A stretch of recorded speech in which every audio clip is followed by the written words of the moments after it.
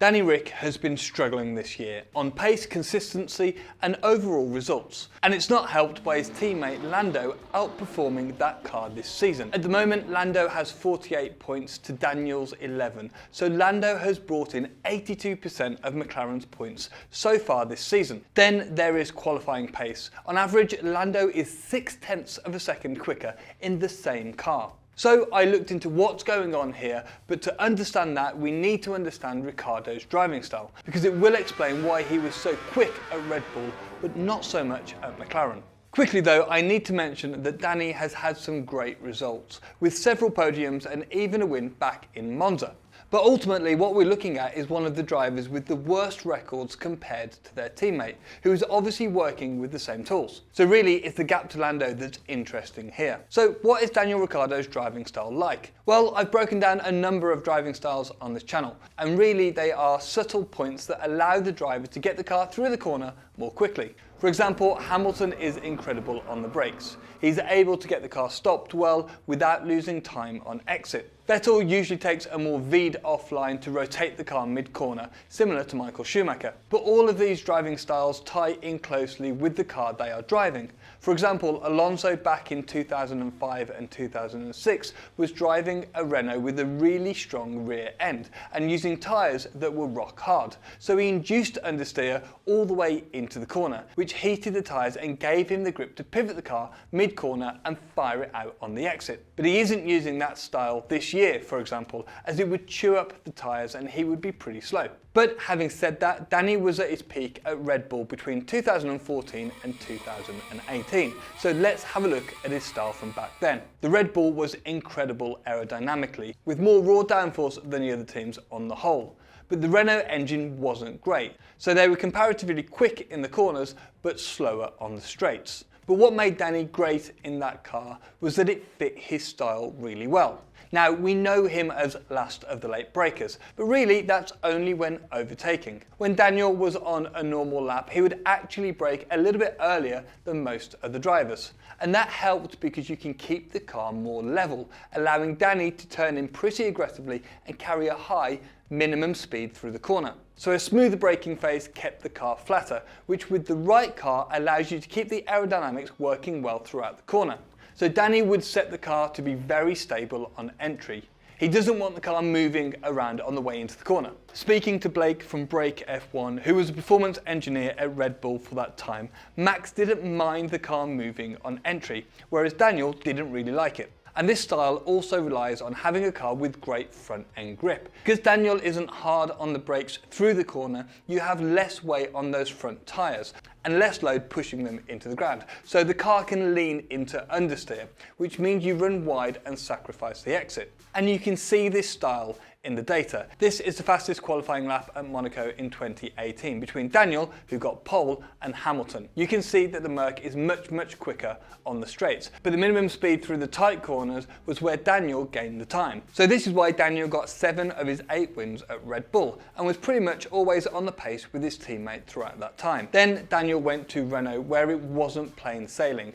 The car wasn't quick, but did have a similar overall setup to the Red Bull. Daniel has said in interviews that the car didn't have the grip of the Red Bull, but he could drive it in a similar way. Then skipping forward to when Daniel joined McLaren. And whilst he has driven 2 very different cars, the 2021 car and the 2022 car, Daniel has had similar issues with both. Going to McLaren last year, it seemed almost as though Ricciardo couldn't get the car turned, couldn't get it rotated past the apex in the way that he wanted to. And he was actually running out of road on the corner exit. So that would then lead us to think, that the 21 McLaren, in contrast to earlier Red Bulls, didn't rotate as well on the corners, which suggests that maybe it's a slightly weaker front axle, a more stable rear axle, in contrast to the Red Bulls, which typically have a more loose rear axle. So it seems that the McLaren has a really strong rear end, is good on the brakes, but can understeer a little bit. And according to various interviews over the last 2 years, this has caused an issue for Daniel. And it seems that the understeer issue is the main one. As I mentioned earlier, the Red Bull has a lot of front end grip, enabling Daniel to roll the car into the corner with a lot of speed, without a lot of brake pressure.